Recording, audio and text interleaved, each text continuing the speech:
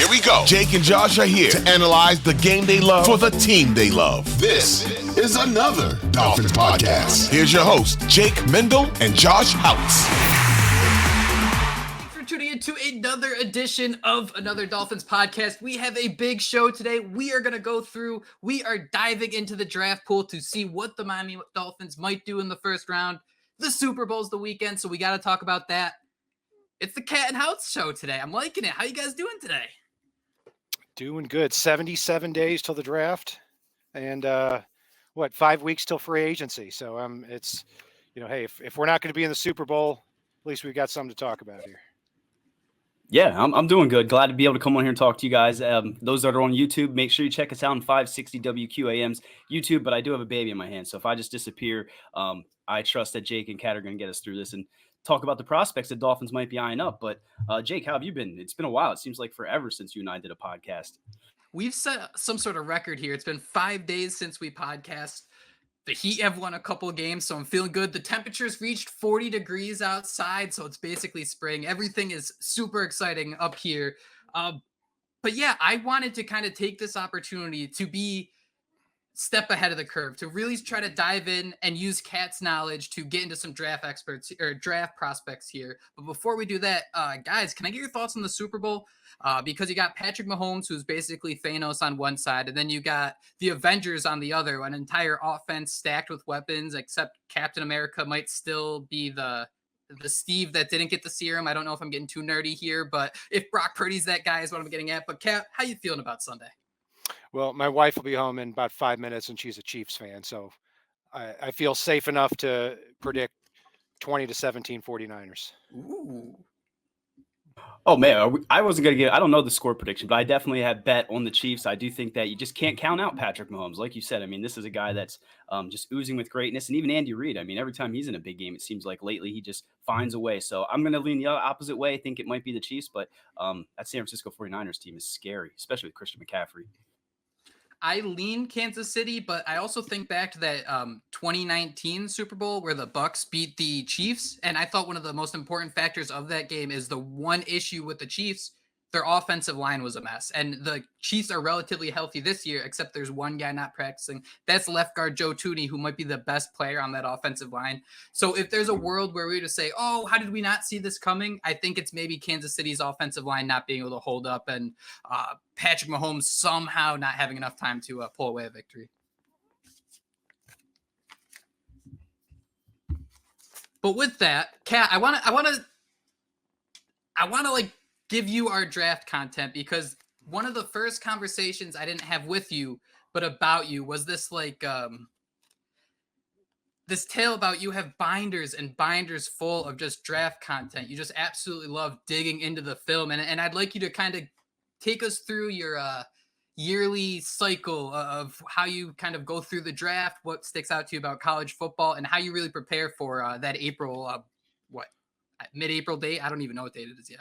Yeah, so I think April 25th it is. And so what I like to do after the college football season, I like to watch college season just really like a fan and enjoy it, and just kind of observe what jumps out at me there. But as really during this time, what I do is I create a YouTube channel, position by position, quarterback, running back, all the way down, so that of about 160, 170 prospects, I've got 3 or 4 games that I can really zero in on specific players and talk to them. So now really I'm kind of going through those first and second round types of guys. And, the Dolphins picked 21st in the NFL draft this year, and there should be some talent on the board. I'll jump in. I mean, I used to be all about the draft content, but once I had kids, it was just a whole different ball game. How do you balance that? Like, is there a way that you've been able to, you stay up late at night and grind the tape? I know how you have a YouTube channel, which sounds fascinating, but I used to dip my feet into it a little bit, but I don't ever took the NFL draft nearly to that level that you did. So how do you balance that, Father, with being a draft scout late at night? Well, so basically my kids, my job, and football are the only 3 things I do. So that helps out a lot. Like I watched a movie the other day, and I think that was the first time I watched a movie in like 4 years. I love that. I don't know. It's was just draft day. I'm pretty set in my ways. But yeah, as far as like I'll create on YouTube like basically channels so that when I'm working in the background, I can always have two screens on where those games are playing continuously throughout the whole thing. I still do well in my job. Don't get me wrong, but I do have to have that on in the background. Otherwise, I wouldn't be able to balance it. Number one goal of being a parent is multitasking, right? If you're not using multitasking, then you're really missing out. If you're And still they're using in daycare during the day, so we're good on that. When my kids are home, I'm with them, not watching it. But during the day, I've got a lot of time to multitask between work and football, so I'm good to go. It's always the quiet minority that really, or it's always the loud minority, I should say, that really gets into your ears. So, Kat, before we go into some players you would like the Miami Dolphins to really lock in at for pick 21, let's wipe out some players that you're fairly confident just won't be available, so we don't have these pipe dreams or these hopeful guys, hopeful fans like Brock Powers or something like that will be there, because I have a hard time believing that. Yeah, I just looking at the list here. I mean, you can always have a Laramie Tunzel type of draft day scenario, but assuming that's unlikely, I go through it. Really, 11 players I focus on that I'd say, okay, anything can happen, but for argument's sake, they're going to be off the board, or it's very, very unlikely they'll be there when the Dolphins pick at 21. I've got 11 players. 10 of them are on offense. It's not a strong defensive year, so offensively, players that will not be there at 21. Three quarterbacks: Caleb Williams from USC, Drake May from North Carolina, Jaden Daniels from LSU. At wide receiver, you got three guys: Marvin Harrison Jr. from Ohio State, Malik Neighbors from LSU, and Romeo Dunzier from Washington. Tight end Brock Bowers, like you mentioned. And then at offensive tackle, you've got three guys: Joe Alt, the tackle from Notre Dame; Ola Fashanu, the tackle from Penn State; and Talise Fuaga, the offensive tackle / guard from Oregon State. And then on the defensive side of the ball, the only guy I can say definitely won't be there is Dallas Turner, the edge rusher from Alabama. So those are the 11 guys I'd say, other than the Dolphins trading up, take out of conversation. There's also two, the most popular player, the tackle guard from Washington, Troy Fautanu, who's really the most popular projected pick right now to the Dolphins at 21. I don't want to get too sidetracked, and we're not here to talk about quarterbacks, but there's a lot of stuff going on right now with Drake May. Is that the way you had those your quarterbacks, Caleb Williams, Drake May, Jaden Daniels, or is it too early for you to really plant your flag on your top three? This is, of all the quarterback years, this is the one year where I distinctly love all three of the top prospects. Like the year where Trevor Lawrence, Zach Wilson, and Trey Lance were the top three guys. It's not revisionist history. I didn't understand Zach Wilson and Trey Lance at 2 and 3. I thought they had the potential, but that was shocking for me in that type of draft. This year, I like all three of the top guys. I mean, and for me, Caleb Williams and Jaden Daniels are 1A and 1B for me, and Drake May, I think, is every bit deserving to be a top 5, top 10 pick. He's kind of a Justin Herbert clone, maybe not quite as physically gifted as Herbert, but Jaden Daniels this year, 40 touchdowns, 4 interceptions, 1,100 rushing yards, Heisman Trophy winner. But what stands out most in his game, though, is, he's not too far off from a Lamar Jackson in his ability to just pull the ball down and escape out the back door for 25 yards. And that's so valuable in the NFL now. Do you like to go best player on the board or biggest need? I'll cheat and say both. There has to be, I say best player on the board, but with an asterisk to that, there has to be a pathway for that player to have a meaningful role immediately and be a core player in the long term. And if not, at that point, that's when I take them off the board. That's part of the reason, and we can talk about a few of these positions where I'm not wholly considering, but like defensive end, after Dallas Turner, you got Laiatu Latu from UCLA and Jared Verse, who are projected to go somewhere between 10 and 20. They could be great value for the Dolphins at 21, but then you have to ask Jalen Phillips and Bradley Chubb, what do you do with them when they get back? I mean, you may be in a situation where if you draft, say a Jared Verse at 21, we're sitting here a year from today, and you know, he's the third best edge rusher on the roster. That's going to be the hardest challenge for the Dolphins. Not only the fact that they've used some higher picks on defensive players recently, but how do you kind of prepare for a season when you have former first-round pick Jalen Phillips, I think your third or fourth highest cap hit in Bradley Chubb, two guys who aren't going to be ready for training camp, at least might not be ready to start the year. How do you approach, or what's even like, what could be going through Chris Grier's mind right now about how we can stabilize that group? Do you just bring back the old hogs again, Adam Sandler, the Justin Houstons, and all those guys? Is that the only way? I think the second part of what you said there is what's going to have to happen, unfortunately. Because look, there is no easy answer to how do you replace your two-star players who tore ligaments in November and December of last year. Oh, and then their backups too, Cameron Good and Andrew Van Ginkel, are probably not going to be here either. There's no good answer for that. So you're just going to have to eat crap and learn to like the taste of it, Jake. Wow, that's basically summarizing being a Dolphins fan, isn't it? When you It is. Yeah, I want that on a shirt. Can we get a Dolphins shirt with that on and another Dolphins podcast? You're just gonna eat shit and like it. And it just shows the final 4 weeks of the season after the Cowboys game. Oh boy, that's mildly upsetting. Kat, let's go through some of the positions though. As you start to shake out those first 20 draft picks, where are some positions that you're already going through in your head? These are guys the Dolphins, or these are positions the Dolphins aren't even going to think about, just the way the roster's built, the salary cap restrictions, and everything else they're dealing with. Yeah, and look, we have to talk about quarterback, because if you're of the opinion that Tua is not, if you're queasy about him getting a 5-6 year deal, I get it. I really do.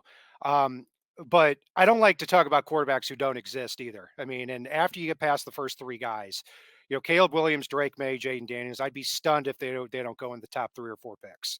And then after that, you look at the quarterbacks right now who are projected to go anywhere from the middle of the first round to like round 3, which are Bo Nix, Michael Penix, and JJ McCarthy. McCarthy is from Michigan, Penix is from Washington, Bo Nix is from Oregon.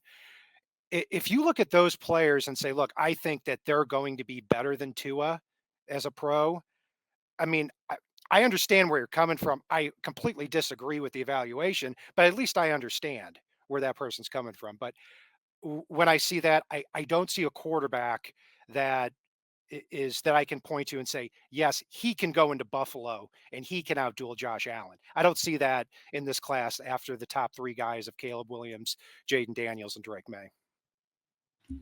I keep joking that JJ McCarthy is going to be the guy they go after because of that being the Michigan guy. And even, what are your thoughts on Spencer Rattler? That's a name that's coming, day 2, maybe day. I keep making the joke about that being Landon Greer's favorite quarterback. So, I mean, obviously he's not going to come in there and push Tua. I mean, you're sitting here talking about which one of these guys can come in and do what Tua does. Let's be honest. You can look at college football. There are very few quarterbacks that have that type of accuracy and anticipation that Tua does. I mean, you cannot just plug and play any of these guys, but I have to throw out Spencer Rattler. What were your thoughts on him? He does seem to be, shooting up the board a little bit after the Senior Bowl. And there were a time when a lot of people thought very highly of him.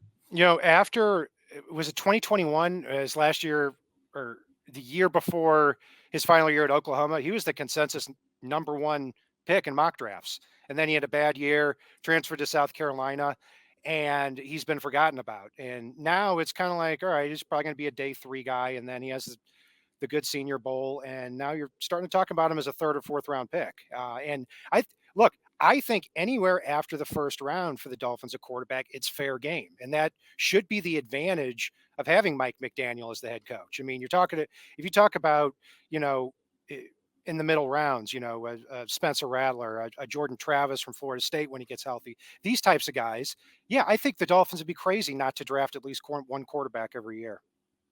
I think that's a great way to attack things. I mean, San Francisco, obviously not every time you're going to nail a 7th round quarterback, but you never will if you don't try and just, shoot those darts. Kat, what's another position you think they'll avoid? Really bad year at running back. I mean, I don't think the Dolphins would target that anyway. I mean, I think if they went into next season with just, Achane, Raheem Mostert, and Chris Brooks, I don't think any of us would complain about that with Alec Ingold at fullback. Tight end after Brock Bowers, Jatavian Sanders, a tight end from Texas, is the number 2 guy right now. I wonder, I mean, the Dolphins really have to carve out a role for a tight end if they're going to draft a young guy like that. But after that, it's a very bad tight end class.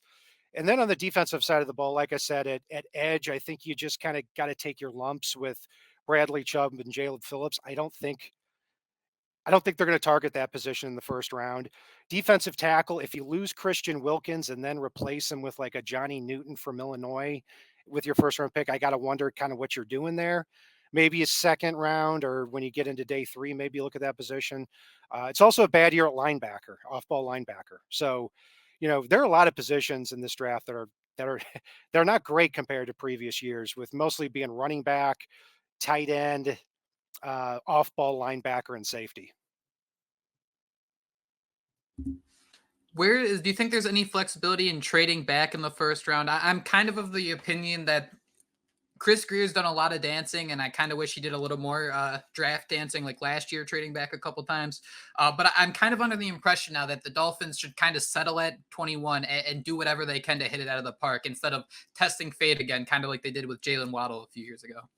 Yeah, I'm always up for a trade down. And when you get to pick 21, I mean, if there's an opportunity to move back, it really depends, obviously, who's on the board. But at pick 21, there's not many trade downs I think I would dislike. I mean, it's very unlikely I'd see a player at that spot where I think, oh man, you absolutely 100% need to get that guy.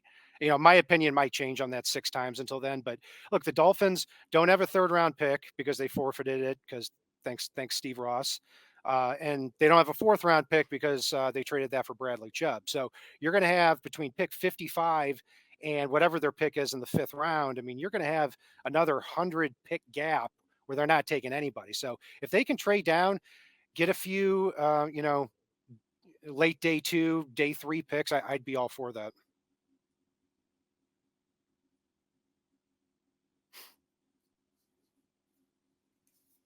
Josh, want me to just go?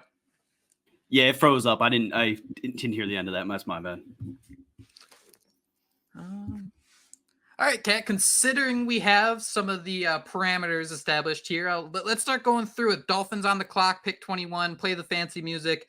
You're stuck here. You're not allowed to leave. It's Hotel California. Who do you want on the board? So, yeah, if we take out the first 11 picks that I mentioned before, my top 5 guys here, and there's, again, not one that absolutely 100% I sit here today and say, you've got to get that guy. Well, actually, the number 1 guy on my board is probably one I might think that about, but we'll get to that in a bit. Number 5 on my list is Tyler Guyton, the tackle from Oklahoma. And this is not going to be a great fit for every offense, but this guy is 6'7", 328 pounds.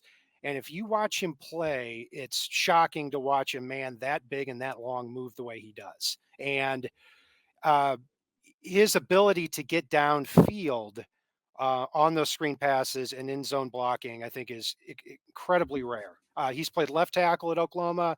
He's played right tackle. He played right tackle this past year because they had a left-handed quarterback. So he's somebody that the question would be at pick number 21. You could look at a player like that and say, this is the most physically talented player on the board. But then what happens with Teron Armstead? And if Armstead comes back, are you willing to kick Guyton inside a guard for a year? Would that even work given his size? But I also look at him and say, if you were to pair Tyler Guyton with Austin Jackson, you have 2 offensive tackles that can really get downfield and make those blocks in an offense that calls for it. Josh, what would you do? You still have Teron Armstead. How do you approach that situation? Would you still go left tackle, you think? I mean, I think that's what it all comes down to, right? What he decides on. I mean, I do feel that his end is closer than, right? It's coming up. If he doesn't retire this year, how much longer is he going to be in Miami? So I think I might go elsewhere if he comes back, but I would have no issue with that. He's sitting here naming this guy, making him sound like he's an Avenger or something. And to think that last season at this time that we would come on here and hear how you could pair Tyler Guyton with Austin Jackson, have 2 of these, great downfield blockers and things like that. I just don't know that I would have ever even fathomed that. So yeah, I think I'd go elsewhere if Teron Armstead chooses to come back, but I would have no issue if they ran to the board and took a physically gifted offensive tackle like you mentioned. You wouldn't hang up and listen if Mike McDaniel is going to play 6 offensive linemen every play? Oh, I would. The Bills did that. I don't understand why more teams don't do that. I mean, I don't know if you guys remember the 2013 season with the Bullygate stuff, but like when they lost Jonathan Martin and Richie Incognito in like the same week, and then they came out the following week against the Bengals on Sunday Night Football, the game where Cameron Wakes had the safety of Andy Dalton. They played with 6 offensive linemen all game, and they had their most balanced game of the year. I mean, I don't. If you're going to use a tight end to block anyway, I don't understand why more teams don't do that anyway. So I'm all for that. I think the Lions actually did it quite a bit this year too, and it worked pretty Yep. well for them. Kat, who you got at number 4? So number 5 was that was a tough one for me because I had a lot of guys I was considering for that. The 4 are a little bit more secure in my mind as we sit here today. It's going to, again, it'll change a million times between now and draft day, but number 4 is the most popular one in mock drafts, and that's Troy Fautanu from Washington. And this is a player I look at as, he played left tackle at Washington almost his entire career. He started a few games at left guard, played 120 something snaps there, but I see him as that Pro Bowl, that offensive tackle that kicks inside at the next level to guard. I mean, if you look at just 4 of the 6 Pro Bowlers this year, I mean, in the NFL, I mean, Joe Tooney, like you talked about, he was a tackle in college. Zach Martin was a tackle in college. Landon Dickerson was a center and he kicked a guard. So I don't think it'll be a tough adjustment at all. And what I like about him the most is his power combined with his balance. If you watch him, his hands and his feet land at the same point on just about every play. And it's something that's very consistent, very repeatable. And really what it's going to come down to is when he is measured at the draft combine or at his pro day, is he going to have 33-inch arms or longer? Because if he does, he might be a left tackle prospect. Otherwise, he's almost a sure bet to be a guard. But either way, I think you're getting a Pro Bowl caliber player here at a guard position where you might lose 3 interior linemen in free agency. Is it that versatility that has you ranking him above Guyton, or is there things about his game that you might, or is he more refined or things like that? I mean, tell me why you chose him over a guy like Guyton. Is it because of that position flexibility moving inside? I think he can even play all 5 positions, I read, if, came to it. It helps, but I would say that I have Fautanu over him because he can get on, to me, as a day one starter, where Guyton, I think, would be a 1-year project. And from that point, he could be a rare piece in this offense, given how much the Dolphins offense values athleticism and how athletic Guyton is. But Fautanu, to me, can step in day one and play it at least above average level, and then in a couple of years be a Pro Bowl player. Everyone likes to share that the next gen stats they show Tua's release and how he led the league in release. Fantasy Pros actually had a really interesting stat where it was time between snap and release or snap and pressure. And Tua led the league. It was actually lower than the snap to throw rate. I think it was 2.1 seconds. So if the Dolphins, like if you want to dumb it down and make it really basic, how can we get that 2.1 seconds up to 2.6, 2.7 seconds comfortably for the entire year? You'd probably look at guard and just late in the season, how often Miami's interior offensive line was kind of just pushed back play after play. Yeah, and I think it really started to get into his head as the season progressed because, if you just watch the game on Sunday, you would think, okay, we're not seeing what we saw, 10 years ago with Dallas Thomas getting, wrecked and Ryan Tannehill going down for 4 or 5 sacks every game. Tua, compared to other quarterbacks, wasn't taking a lot of sacks, but I also think that, the communication on offense and the need to get the ball out in 2 or 3 seconds against great defenses on the road turned out to not be a good thing. So hopefully they can bring back Connor Williams and or Robert Hunt and keep this interior line intact so they're not dealing with what they did last year. I just want to throw the name out there. Isaiah Wynn, any thoughts on him? Because he was a guy I thought was playing decent. Obviously, you're not going to, pass on a prospect because of an Isaiah Wynn. But what are your thoughts on bringing him back on the cheap? Sure. If anything, just be an added depth piece. Yeah, I mean, he's 2016, he was drafted. So this will be his 9th year. I mean, he'll be 30. I mean, I thought he played at least a serviceable level, and he was 1 year, $2.5 million. Yeah, bring him back. I mean, he's not gonna, turn around and say, I want a $10 million contract now. So no, I'm all for that. I mean, him, Kendall Lamb, if you can bring them back for cheap and then supplement the rust with the draft, then that could be a good replacement for Connor Williams and Robert Hunt. God, if I'm Kendall Lamb's agent, I see such a great opportunity to go make money though. You mean you had the limited? It's like a backup quarterback that comes in and has the 2 great games, and then you get the Matt Flynn contract. I think Kendall Lamb could lock that in pretty quickly. Yeah, but his agent will quickly remind him that he is in fact Kendall Lamb, and he'll do as he's told. So now he played well when he got on the field last year. I mean, no game could we point to and say that they lost because Kendall Lamb was in the game. So I think he's with his 5th or 6th team, and he'll be 32. So I think you could bring back him and Isaiah Wynn for very cheap if you decide to spend your money elsewhere. Who are you looking at number 3? So number 3, I go to the defensive side of the ball and cornerback. Terrion Arnold from Alabama. And when you watch this guy play, if you just turn on Alabama on Saturday and watch this guy play, you would swear he's like 5'9", 180 pounds because he moves so well. He's really loose hipped. And you look at the roster and he's 6 foot, almost 200 pounds. And that speaks to his ability to slide and glide so quickly. And last year, 12 passes defended, 5 interceptions. Right now, there's a big dogfight at the top of the board here between 6 or 7 cornerbacks for who's going to be that number 1 guy. There is no Sauce Gardner in this draft, but Terrion Arnold could go really anywhere from that 10 spot all the way to the end of the first round. And he's somebody that if you draft, what a compliment that would be opposite Jalen Ramsey, because the Dolphins, they haven't been able to get consistent playmakers at the cornerback position other than Xavier Howard. I mean, Jalen Ramsey had those 2 games where he had the 3 picks. Other than that, teams avoided him. Cater Coe, who had a rough go of it. You had an interception here or there from Eli Apple, but to have Terrion Arnold opposite Jalen Ramsey, I think Anthony Weaver starts out here with 2 really, really good cornerbacks.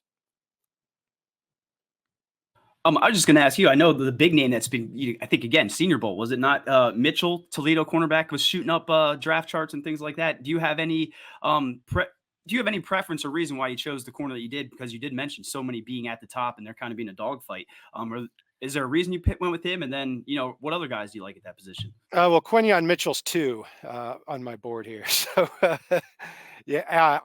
think. Spoiler alert, my bad. No, because it was,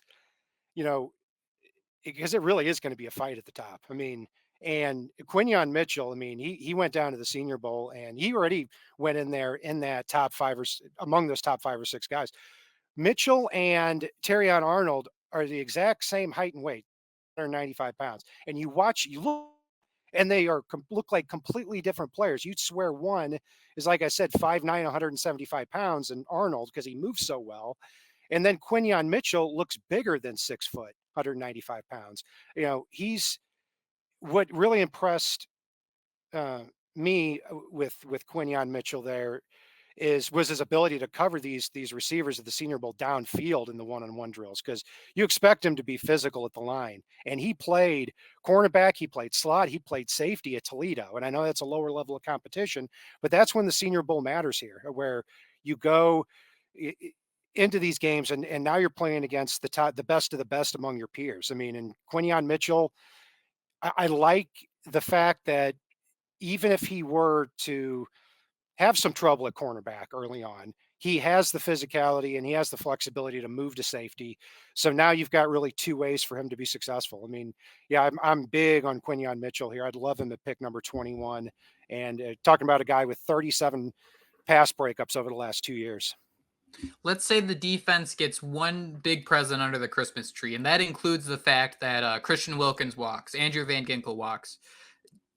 How would you feel about that defense entering week 1 if that was the one major improvement they were able to make when you consider the salary cap issues and, as we spoke in the past, the importance of throwing everything we can at the offensive line? Yeah, if there is one spot in the team that I would hope that the Dolphins would say, okay, look, we're just not going to spend a lot of money here. We're going to get, if Christian Wilkins walks, we're going to get a defensive tackle in free agency for $3 or $4 million a year. And his job is to fit Anthony Weaver's defense and basically tie up blocks for the linebackers. John Jenkins. John Jenkins, perfect example. And then an outside linebacker, hey, we're gonna try to create pressure any way that we can until Jalen Phillips and Bradley Chubb come back. And with that, taking the resources and pouring them into the secondary. Deshaun Elliott should not be a lot of money to re-sign. You've got Javon Holland, you've got Jalen Ramsey. You've got to think Kader Kohu is going to be a better fit in any defense he plays in when you see what he did from year 1 to year 2. And, Cam Smith is certainly going to, heaven forbid, get some opportunities here this year. So if you take a cornerback like a Quinyon Mitchell or a Terrion Arnold, and you put them opposite Jalen Ramsey, and now you take a little pressure off Kohu and off Cam Smith, and you could really be 6 or 7 deep in the secondary without even talking about free agent or the rest of the draft yet. Yeah, I'm getting hyped. I mean, I feel like a little bit of a poser because I'm going to be honest. I haven't done a bunch of draft stuff because I just kind of been sitting here kind of feeling like Eeyore. But everyone was hyped up about Quinyon Mitchell. So I'm excited to hear what you said. And I'm intrigued by what that versatility could do to that Miami Dolphins defense because they're not going to be playing Jalen Ramsey on one side of the field. They're going to use his versatility. We see the way they use Kyle Hamilton in Baltimore. Obviously, it's not apples to apples. But, yeah, that would be a nice piece to bring into that defense. So, I'm going to be the poser. I'm going to put that guy top of my list. Thanks, Kat. It's already been spoiled a little bit, but let's talk number 2. Not that number 2.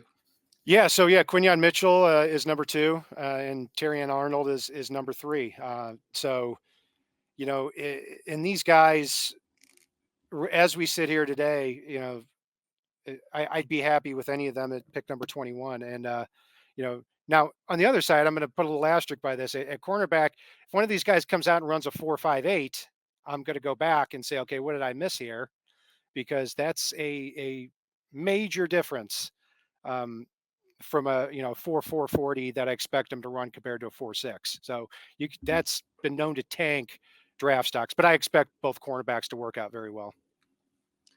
The one thing that's really bothered the Dolphins, and I think it's just kind of a strength of all the great quarterbacks, is the scramble ability we've seen from the Josh Allens, even the Patrick Mahomes, even though everyone's hating on his dad bod. But guys, it's cold in Kansas City. You need a little bit of protection. You need that vest.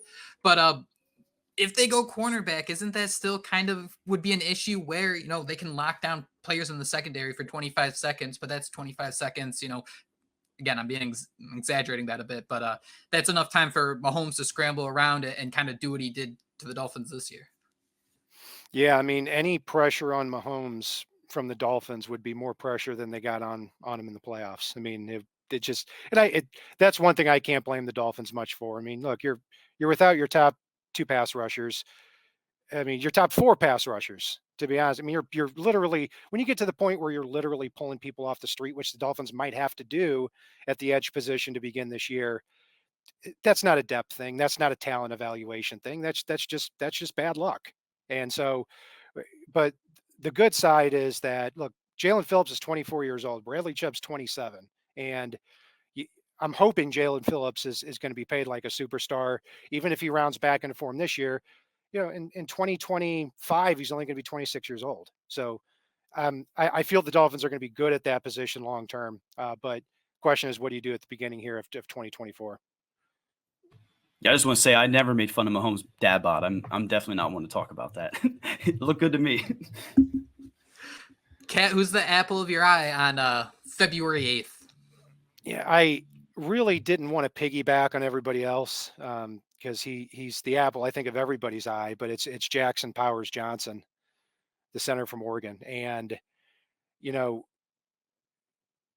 so many things jump out to me for him. I mean, you're talking about somebody who at Oregon over the last 2 years, he's played center, he's played right guard.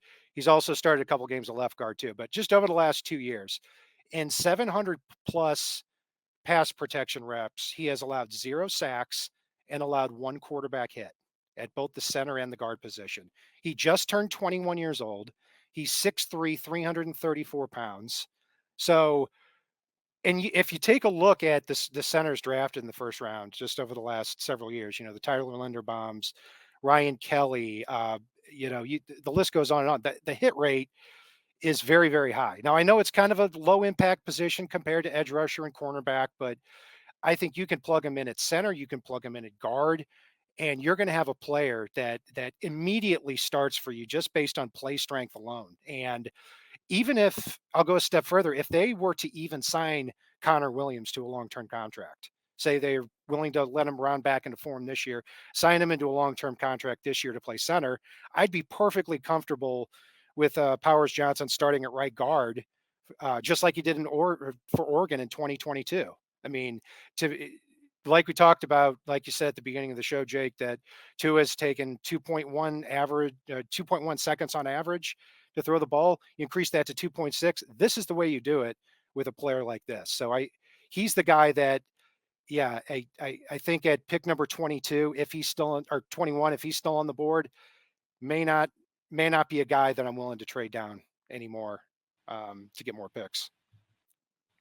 Yeah, I think we'd all love that pick. I mean, I guess you kind of touched on it there, but I tweeted out how, everybody wants him, so he's obviously not going to make it 21. Do you feel like there is going to be a team that, maybe snipes the Dolphins? I mean, I know we're sitting here on February 8th, just, hypothetically speaking, but that's my biggest concern. A guy that can change this offensive line, a guy that we feel like might be the missing piece, just feels like he's going to be gone.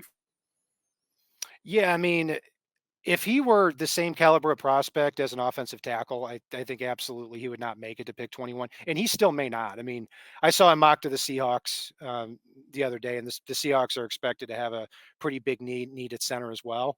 But when you start looking at those teams drafting, between like 14 and 20, they tend to go toward other positions, or if you have a team, picking a few spots ahead of the Dolphins that need an edge rusher, are you going to go with the Jared Verse at edge, or are you going to go with the center? You're probably going to go with the edge guy. So I feel pretty good he's going to be there at 21. If I had to put a confidence level on, I'd say about 65, 70% right now.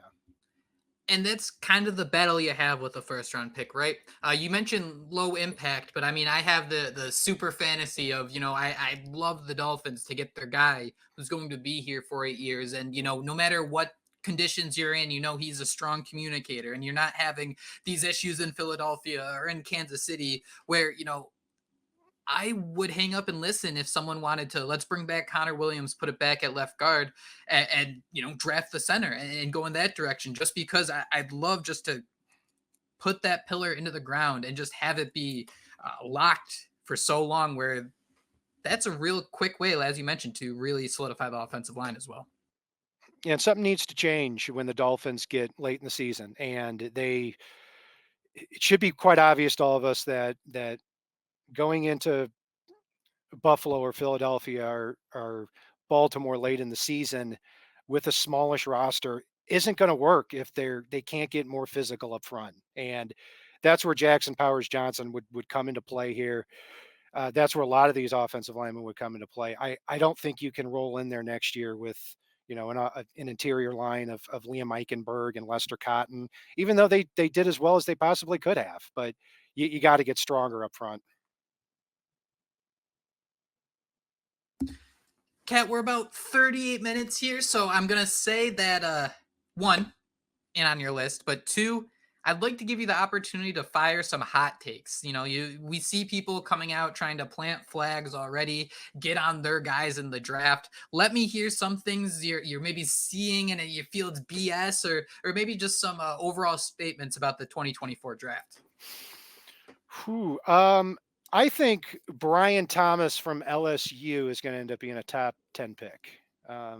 He is someone who really came out of nowhere, and he could be a consideration for the Dolphins at 21. But, somebody who clocked in at 22 miles an hour on the GPS, and this past year, 17 touchdowns, almost 1,200 yards in the SEC, 6'4", 205 pounds. I mean, if the Dolphins do go away from the offensive line, but they're looking to add that final piece of the puzzle on offense, maybe he's somebody that you look at and have him run a lot of vertical routes. But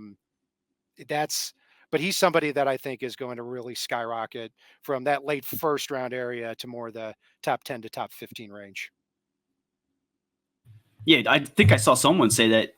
Was there an expert or something that maybe said that he was going to fall in the draft or something? There was definitely some hot takes out there, but the Dolphins could absolutely use that big-bodied presence. I mean, we've seen it, like we mentioned, every year, so I'd be all for that. What about you, Jake? Yeah. I think if Mike McDaniel's confident that's the final piece, I would definitely not try to force it though. Uh, and then you just kind of run into usage issues and issues like that. I saw Daniel Jeremiah tweet that this is the year for offensive linemen. You mentioned that you've only gone through the first couple rounds here. Do you kind of feel that way where if everyone's attacking the offensive line in those first 2 rounds, Miami still has a path to get some players who can come in and have an impact right away? Oh, absolutely. And, offensive tackle, it's a very, very deep year. I'm still working my way through these guys, but depending on what mock draft you look at, I mean, you could see as many as 9 offensive tackles, not offensive linemen, offensive tackles from Joe Alt all the way down to like a Patrick Paul from Houston go in the first round. I mean, it is a deep, deep year. And it kind of reminds me of 2021, where it was unbelievably deep at offensive line. That was the year the Dolphins took, unfortunately, Liam Eichenberg instead of Creed Humphrey or Sam Cosmi, a lot of other talented players in that draft. Not to bring up bad memories, it was a overall great draft for the Dolphins, but that's kind of how it looks like this year. And even after you get past, Troy Fatanu, if you don't want to take a tackle that high or an offensive lineman that high, Cooper Beebe from Kansas State or Christian Hayes from UConn should be solid second or third rounders too. What's your thoughts about Paul as a potential option for the Dolphins? Because I think they actually met with him at the Senior Bowl. Yeah, he's a good pass protector. He's kind of like Tyler Guyton in that he's a finesse player, but he doesn't move as well downfield in zone blocking as well as a Tyler Guyton. And that's what intrigues me so much about Guyton, where like if this guy, if he comes together with the offensive line and he's able to learn from Teron Armstead for a year, you could have a special player, but he really is a boomer bust type of guy. Patrick Paul, I expect to go somewhere kind of in that mid-second round area as we sit here today, but he's very battle tested, has a lot of experience there for Houston. You mentioned Cooper Beebe. I'm pretty sure Matt Miller had him mocked to the Dolphins in his 2-round mock draft. So interesting name to keep an eye on for sure. Yeah, and Cooper Beebe and Graham Barton are 2 guys you're going to see mocked quite a bit to the Dolphins. And, and I think either guy is going to be a good plug and play type of starter. But I start to wonder, like, unless you're talking about a Pro Bowl type of player here, like I think Troy Fatanu could be, or like a Amarius Mims from Georgia. He only started 8 games at Georgia, but he has unbelievable upside at 6'7", 350. And also, like I mentioned, Tyler Guyton too. To me, they've got to have that kind of upside for the Dolphins to justify spending the 21st pick in the draft on him.